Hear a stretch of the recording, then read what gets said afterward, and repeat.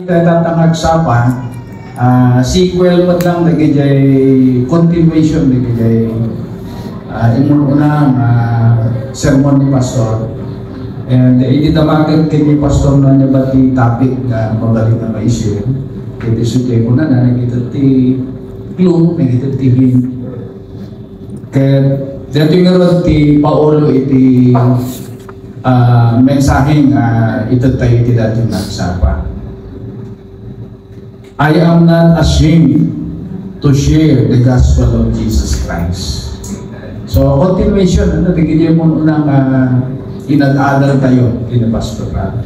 Kasi base text tayo maadaw i-libro iti Romans chapter 1, verse 16. Kaya basahin tayo ngayon, pada-pada. For I am not ashamed of the gospel because it is God's power for salvation to everyone who believes, first to the Jew and also to the Greek. So, paano niya? Ang tayong ibain iti gospel ni Jesus Christ. Nagiti sasaw ni Jesus Christ, uray pa itibiyag ni Jesus Christ. Naglawag ko na nalita, the gospel itself is God's power for salvation. Para kanino yung salvation na yan? The power of salvation. To everyone who believes. Karang iti amin na mamati gayam. Kini Apo Diyos.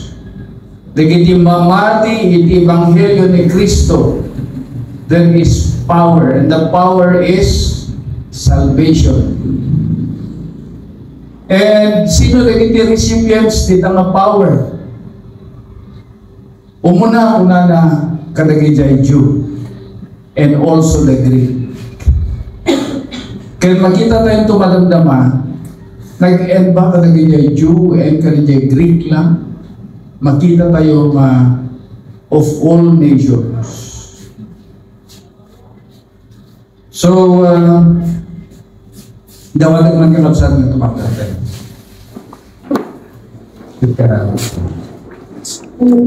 Bendito kan panakabalin amami sa dilangit.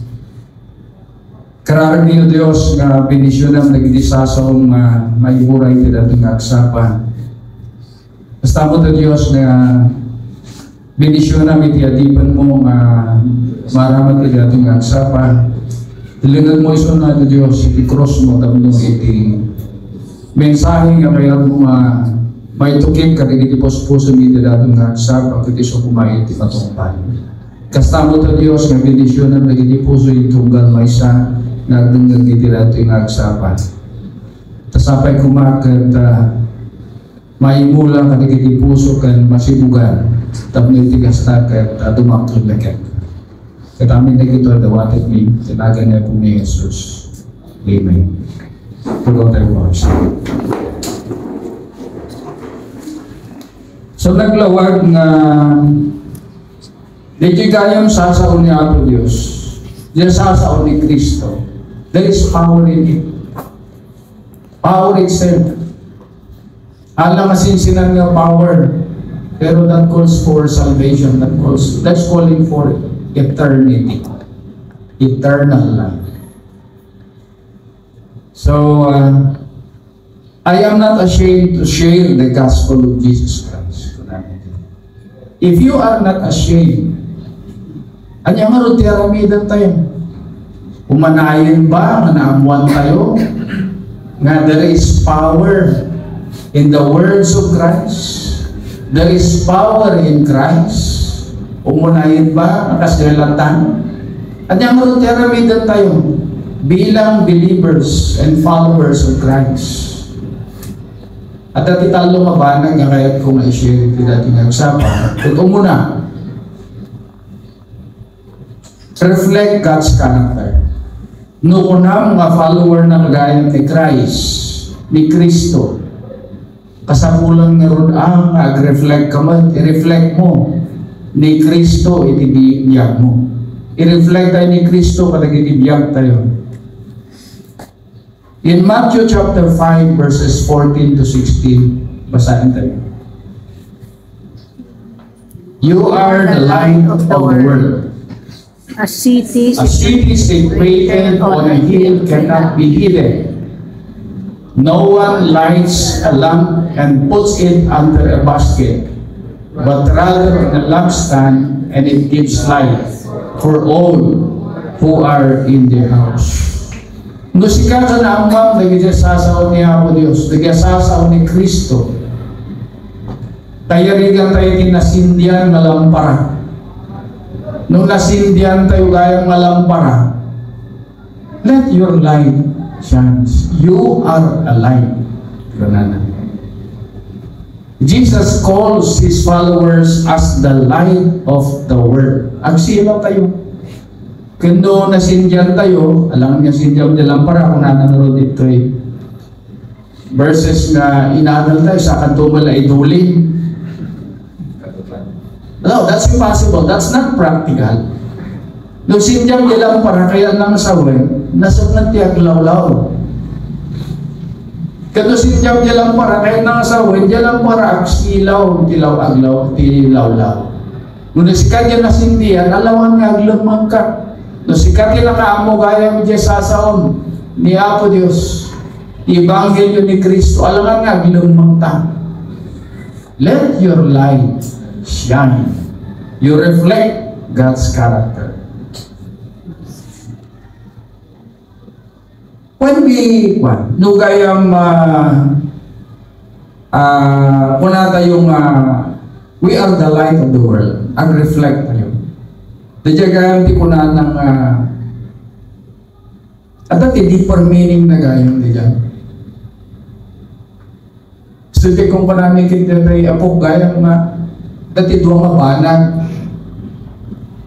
At dati yung meaning ako na denotation, kada connotation. There is a deeper meaning when we say we are the light of the world.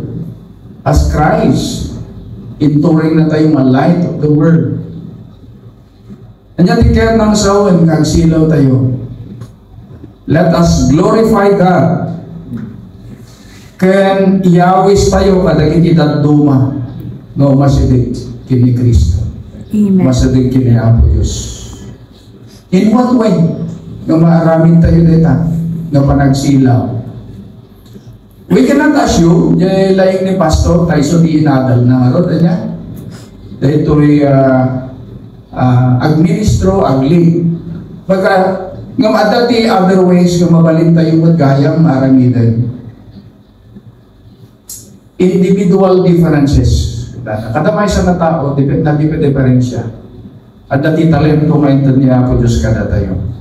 Now, how can we reflect God or Christ in us? Mabalin ko na dito in reflecting God's character in our actions. Maingat tayo. Kung ikaw ay naturingang follower ni Kristo or anak ng Diyos or followers of Christ, anong gagawin mo? Ay dapat atamatin pain tayo. Let's model Christ in our lives. Let us reflect God's character in our actions. O rin pa yung panagsasagot tayo kaya. Yung panagsasagot tayo, no, hindi ka medyo narugit, rumor karigiti boses tayo, karigiti iwat tayo. Gawin natin medyo malinis. Kasi ayaw ng Diyos. Ije, muna nga lesson tayo kasi the first Sunday of January. Nagkaroon mo tan nagiti kapamilya nanod da may lawan nga sao at ginuritan nga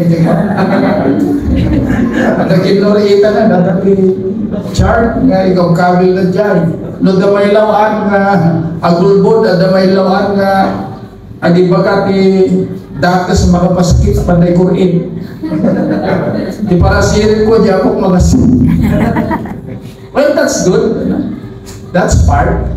Siguro strategy lang talaga, you know, in our words, even in our attitudes. Anya di makita tayo no maramidan tayo dito nga we are reflecting God in our character, in our actions, in our words, in attitudes. Anya di mabalay nga mapasama katalita. The others nga mangbuy-buya kada tayo would come to see the love of God in us. Amen. Di ba maka-encourage siya?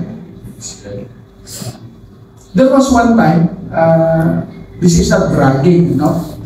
There was one time years ago, that DJ pada tayo mga believers, they Yarisan, ka mga istorya dito. But I was told about this. Yarisan.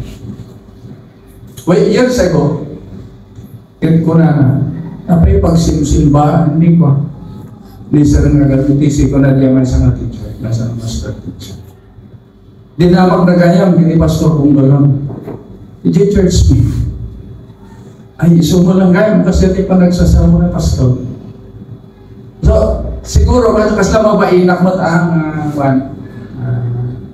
kasi di ba nagrigat. Yung nagrigat nga pagbiyagan nga talaga iti panangkita ti tao.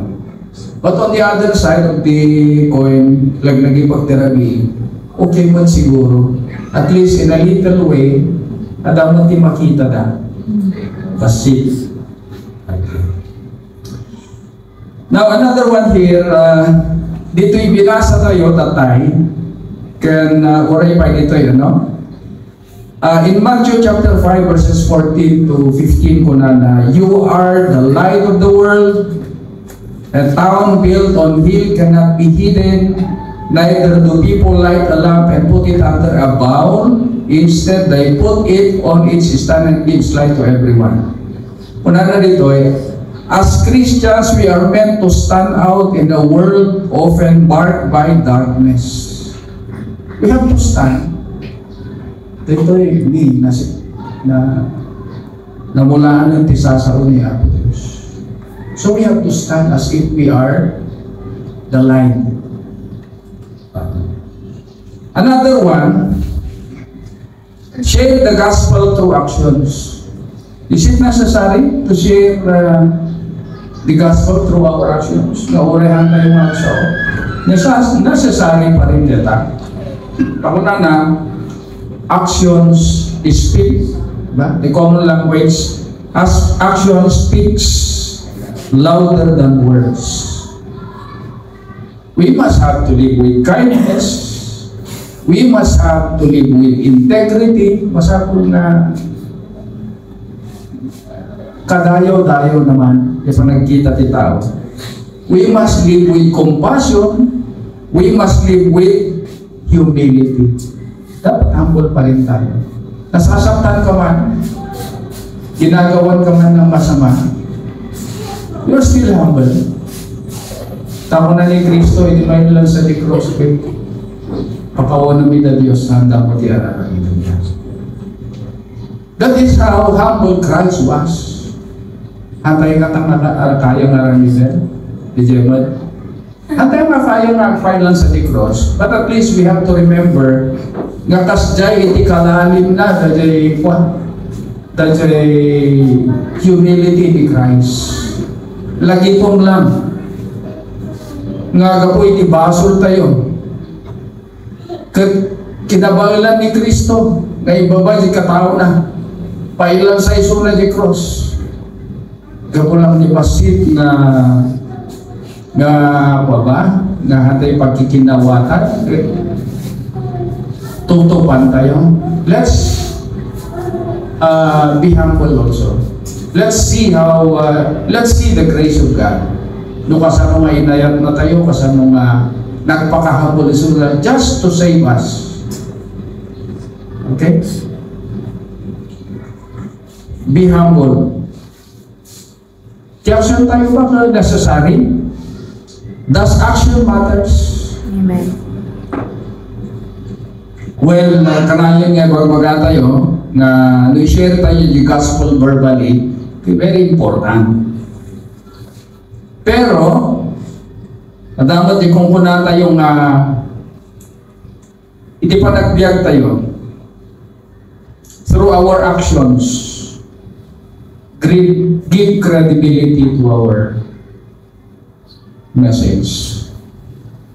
Kas pangaligan no dati nanutupan na umay agmensa.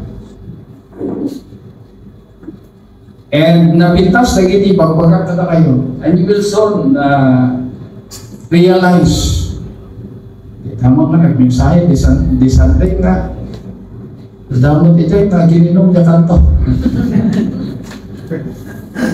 Ada gaya mi dyan. Ada mga may bulbulsa na sigarilyo nila. Would you believe what I am saying now? No kasi ito di makita yung kanya. So actions. The words nga ibaga tayo kay importante. Pero kasapulan mo lang mabuyugan tayo iti arami. Amen. Because agsingin gayong na dyan, na? Again, ulit, kasano tayo maagbalin nga silaw? Kasano may reflect tayo? Ni Apo Diyos kadagin ibibiyag tayo. Ulitak lang, no? For purposes nga idiin tayo, dahil kaya tayo maibaga. Number 1, show compassion. Tako na niya, Diyos na niya, kita na kaya mo kalilipadan ng matao, isunod kayo ng pagkat. Diba? Show compassion to others. Kasi niya po Diyos ayaw na tayo amin. Kahit nuha mo kaya-kaya itong di kaban, kasama mo ibagang may ayaw itong niya po Diyos. Show compassion. May katuwa, again, for emphasis lang, we have to live with integrity para dali silaw. May katawdo, sursurwan tayo kumain ang pakahambol, forgive others. Diyan ko natin ito tayo, kapo iti kinahambol ni Kristo. Hintayan na pa itibiyag na, kamay lang sa bigos. Tapos salakan na lang, nagiti baso tayo. No, ang baso limadang tao, ang mukha kaya nga pakawalan. Hindi basit lang. Kini Kristo ka tikatumbas na kayo. Yan. Napakawalan ba? Okay. But next time, do not do it. Diba? Be joyful. Okay. Agrago tayo kumain. Agrago tayo lang ta. Because nung naragsak tayo, nalaspang tirupa tayo, wow. Anyang natatiga po nga nalaspang tirupa ni brother o sister. Among agdaldalan niya iti challenges, pero same. Nandun pa rin yung joy sa kanyang puso. Makikita mo sa kanyang mukha. So let us live with joy. Okay, so ati una, tapno ko nang you are not ashamed to share the gospel of Jesus Christ. Ag-reflect ka na rin, agsilaw ka tayo sa tigayang ni Diyos. Sininjan na kan, nagiti sasaw niya po Diyos, babayin kina po tayo ng Yesu Kristo. Agsilaw ka ang ron. That's number 1. Number 2, the Great Commission is urgent. Urgent. Hanggang turubigan. Hanggang to the next. Tayo nga rin ni Pastor Gutay nang nawahin ng natatag na nalawas. Makita na niya baro na. But in His God's timing. Okay? Now, the Great Commission, iwaras tayo ng Ebanghelyo ni Kristo. Una nito that Great Commission is urgent. Hanga into no bigat, into no next week or into no next month. The time is now. The Great Commission to spread the good news is now. Okay, hindi pwedeng ipagpaliban. And what is important is, this command is for all believers. Para ka na tayo amin. Hala ko para kini pastor, para kini sister, para kanigiti yung people. Haan, para kanya tayo amin na namulaan tisasaw ni Apo Diyos.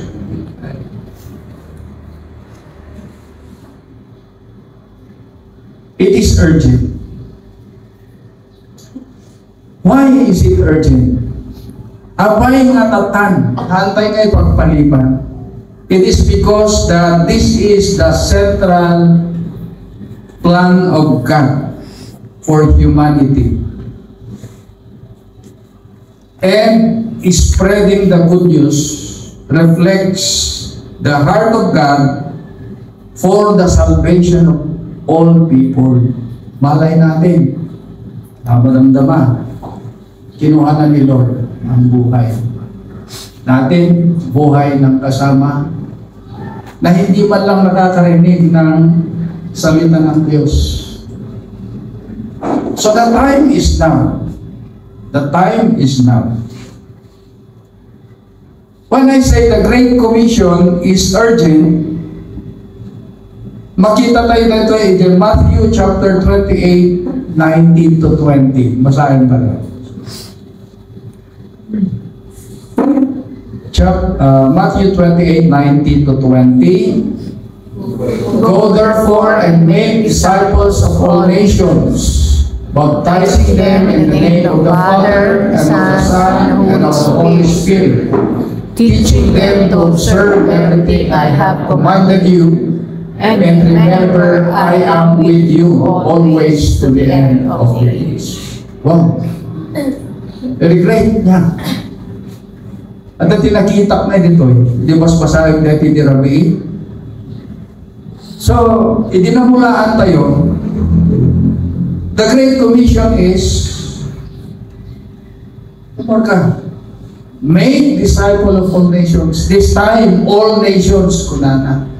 Kasali tayo gaya ni Jai, not only for the Jews, not only for the Greeks, but for all nations. Let us spread the good news to all the nations. Ganda, no? And when we spread the good news, we baptize them in the name of the Father, and of the Son, and of the Holy Spirit, and teaching them to observe anything I have commanded you. So how? Very simple naman, ano? In Christ, there is the power of God. Live like Christ.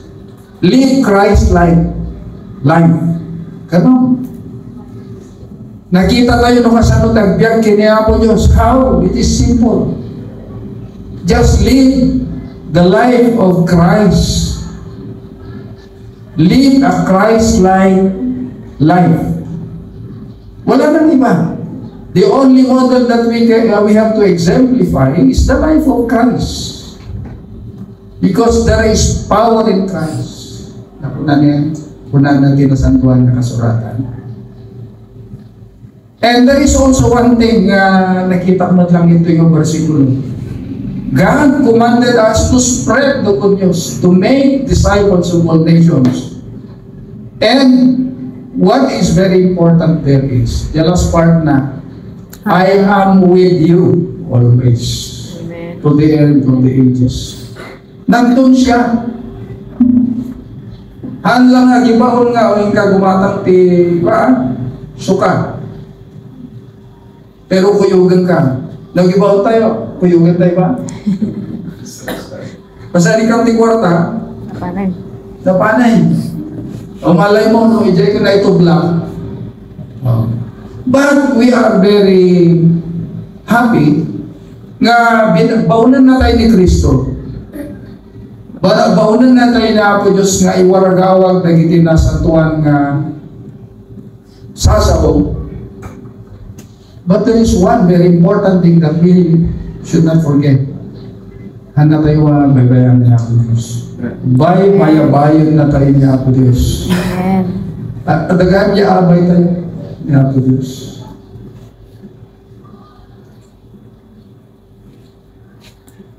Now, in this part of the Bible, when we make discipleship, ang discipleship, actually, nangyayari sa atin yan, ano? Binahay, bahay ni Pastor and Company yung mga kasama natin. And I heard also, and I am witness, na may mga mentoring and coaching na para sa ating mga kabataan to do discipleship, hindi po ba? And this is part of the things na kaya niya ako Diyos kada tayo.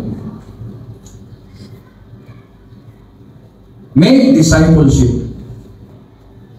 Aramidan tayo lang ba niya? Ngawan din ko na. I would like to stress, i-point ko man dito yung discipleship kaya. Tauri siya, anak ka na kong Victor. No, anak na na-sign tatang mangidad iti mensahe. Anak pa kong Victor. Nga iti pa nagiwaragaw kaya. Iti pa nang spread the good news. Nagiti sasaw niya po Diyos. By way of discipleship. Dito ko man akong Victor ti paging this is a responsibility of every follower. Amen. Tama mo ba yan? Amen. Responsibility kasi nasindyang ka na. Aglawag ka na Lord. So let your light so shine so that others will see God in you. Amen. This is a responsibility. What does it mean? If it is a responsibility. In discipleship, nagkikiraramidan tayo. Diba, nag-share tayo ng mga salita ng Diyos.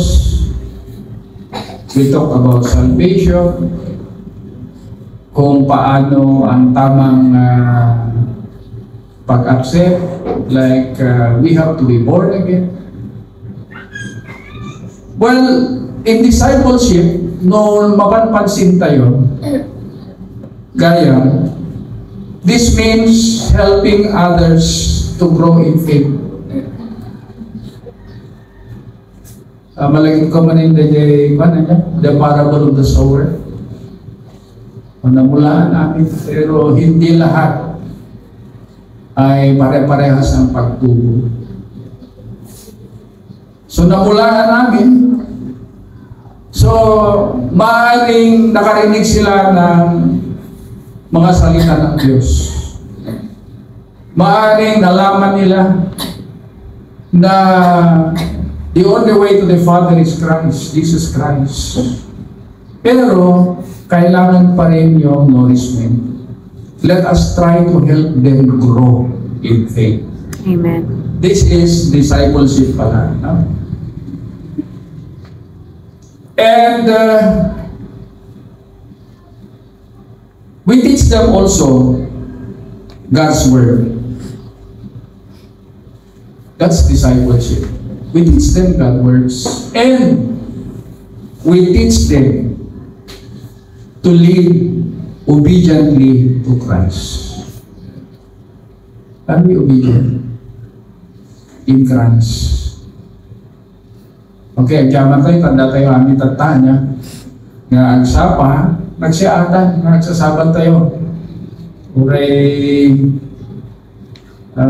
adayon dyan nagapapon nagitidatuma, busy nagitidatuma, but we are here.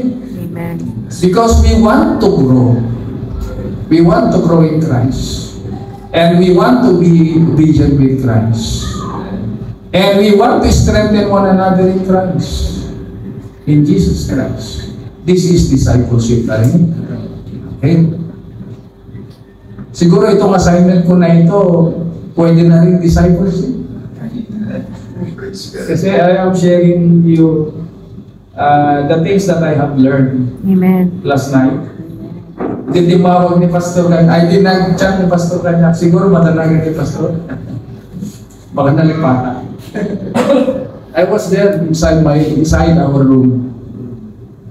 Hindi ko mulig pa yun. Bakit nga gaya mga ano? Hindi, dahil kaya dito. But I did not tell her na gusto niya raramitin. And of course, that when lang, hindi rami. I was also exchanging chats with Atty. Rex, Cathedral Climbing Road Maningke, Monday. So, kasabay naman. Maganda, no? Yung timing, ng pag-chat namin ni Atty. Rex at yung timing ng assignment ko. At least, kung punag dito ay basbasahan ka. Ag-reflect ka pa. Anak na maburigo. Nandiyaman na kita na problema. Ag-reflect ka because I am with Christ. Amen. Ayan. Now, I would like also to express here, emphasize the Great Commission is urgent. I-share ko man lang dato yan nga sharing the gospel, sharing the good news, or spreading the good news is obedience, panagtulnog. Panagtulnog. No, sublihan tayo, una na. Go therefore and make disciples of all nations. So, tulong tayo karon. Anyway, dani Christ, abay tayo. Amen. Okay? The Great Commission is a command from Jesus Himself na dapat pagtulungan. And no arami din tayo na dyan nga command. Kaya i-demonstrate tayo mo't ati ayat tayo, kung devotion tayo, kini Apo Diyos. Okay? Basahin tayo man kay John 14:15.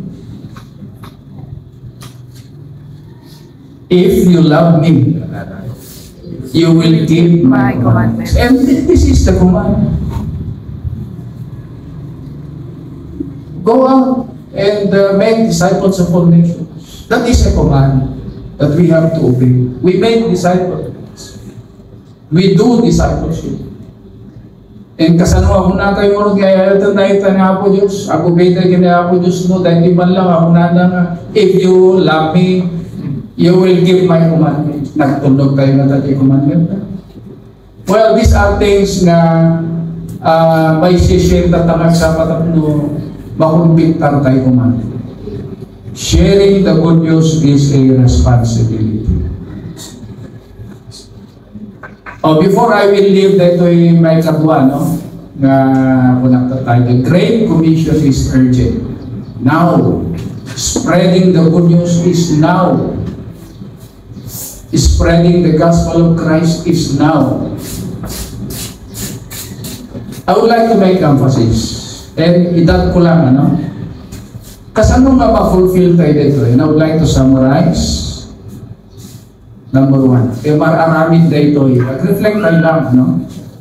Pray for the salvation of the unreached people groups and ask God to send workers into His harvest.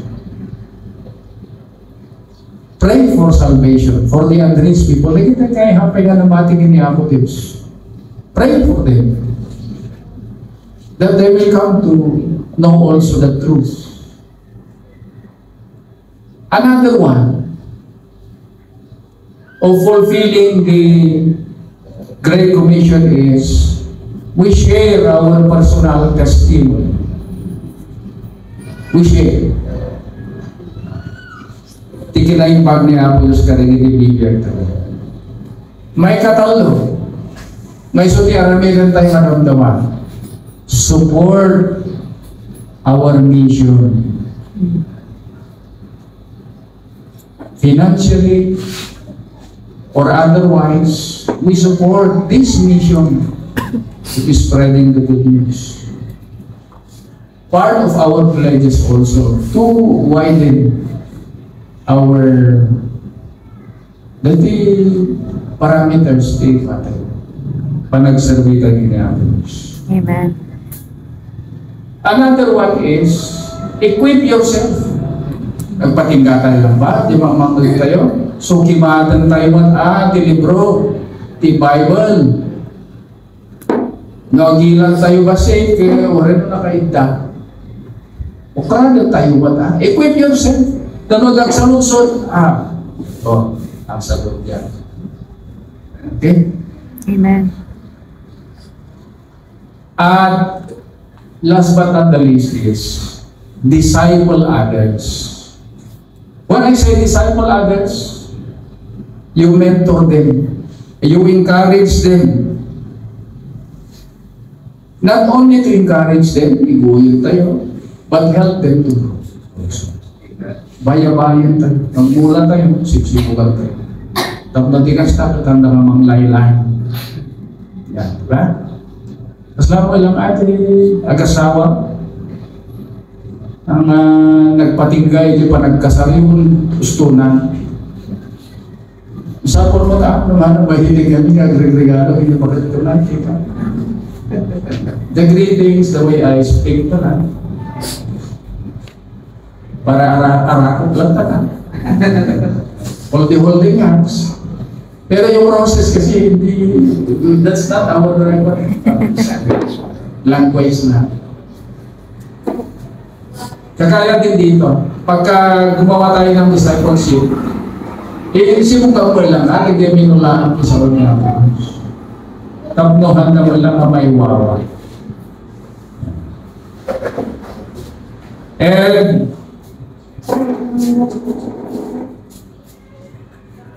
I am not ashamed to share the gospel of Christ. Pangatlo ito. Because I am very sure nga adda iti reward iti pagiging faithful. There is reward in being faithful. Basahin tayo sa 2 Timothy chapter 4 verses 7 to 8. Balikan tayo ulit, ano? I have fought the good fight. I have finished the race. I have kept the faith. In the future, there is reserved for me the crown of righteousness, which the Lord, the righteous judge, will give me on that day. And not only to me, but to all those who have loved His appearing. Wow. There is reward sa pagiging faithful natin. Oh, let's not be ashamed in sharing the gospel of Christ. Because that is a sign of being faithful to Him. Kapag naging faithful pala tayo, aba, may naghihintay na reward. Amen. On that day, nga umaito di tiyempo, we will be receiving the reward. Kasali ba tayo doon? Of course, kasali tayo dito. Ako na, to all those who love His appearing. Yung mga naghihintay, nag-aantay sa Kanya. Kasali yan. There is reward of faithfulness for those who boldly. Hindi tayo natatakot, hindi tayo ashamed to proclaim the truth and live obediently for Christ. Tama ba? That is ang pagiging faithful. All time. Kung mahal mo ang asawa mo, love you. Alam na niya yan. Kung manang marap, be bold ah. Be bold. Quality more. I love you. Tatay nagpansit kung manang wala niya siya. Ganon siya. Kung mahal mo ang Diyos, be bold naman. To proclaim the truth in Him, about Him. Sabi dito, faithfulness involves standing firm even in the face of trials, staying committed to Christ and remaining steadfast in proclaiming the gospel. Nagangin lamasik na pagbata.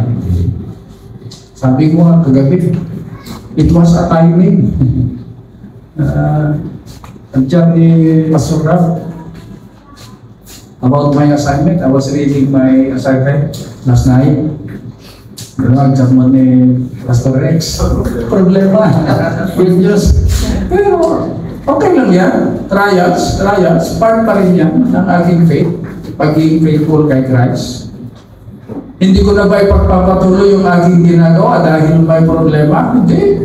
Tuloy lang. Amen. Okay?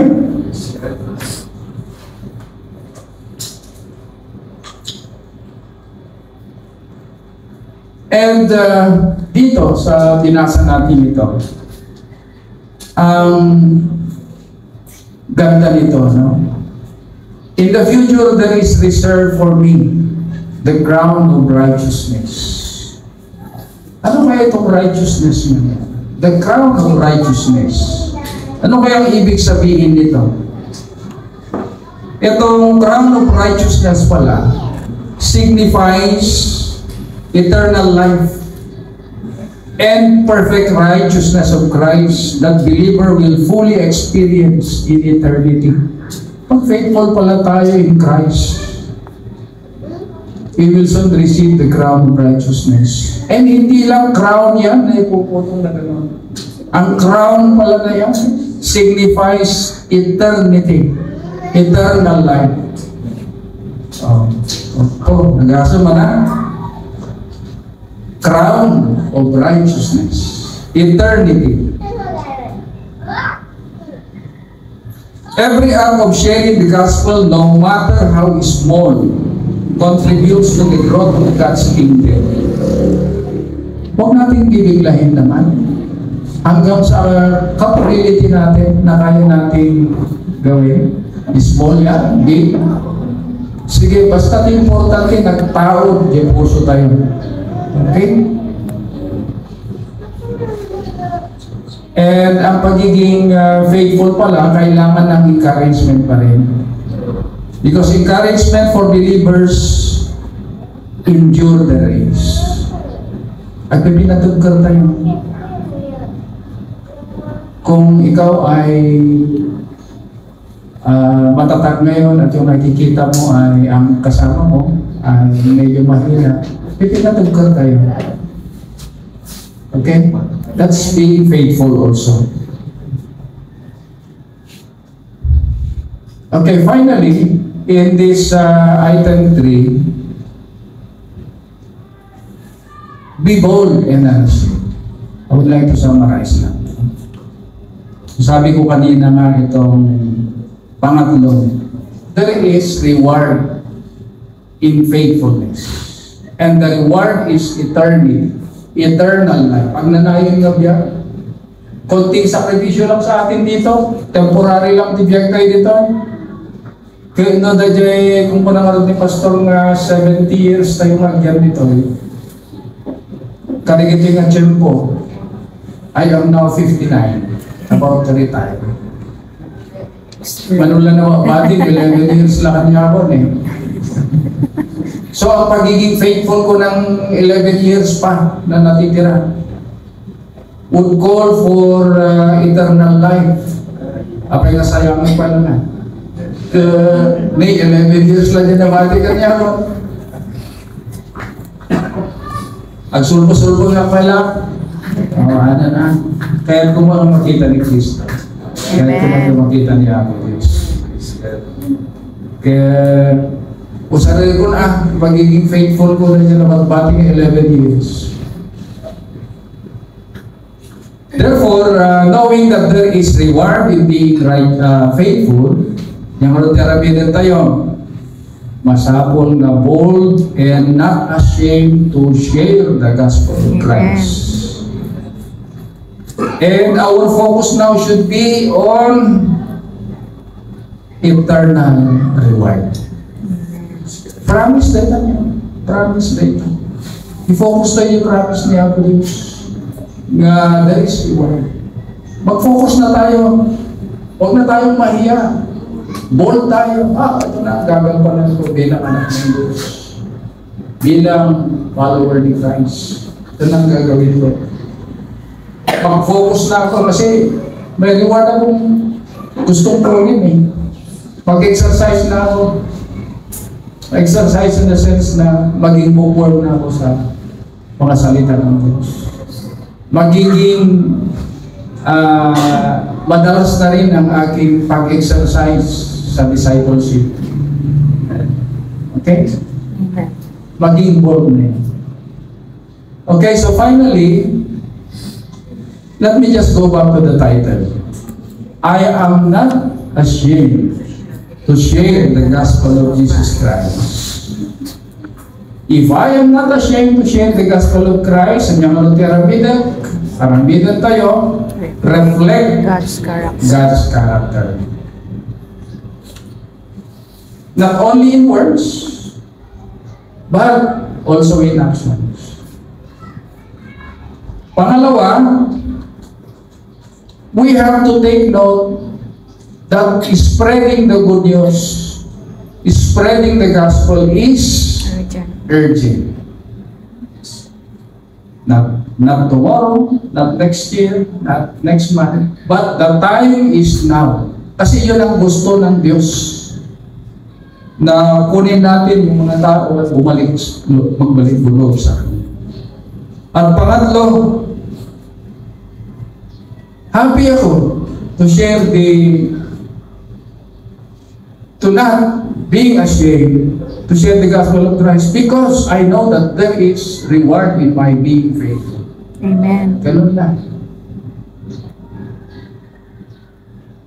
Amen? Amen. Tatlo lang. Nakaka-inspire na ngayong umaga malalaman natin yung mga katotohanan na ito. That there is power in the gospel of Christ. And the power is given by God. And the power is salvation for all. Wala na tayong mahanap. Amen. So again, I would like to say thank you for this opportunity, Pastor. And I hope there will be more coming in the future. Amen. Sana, para pilitan tayo, dasal nyo. Sila ubi, dari kan jadi mountain di klase. Hamba umumat ni Pastor, pero this is obedience also. In being a disciple of Amen. Christ. Now, tumakit tayo.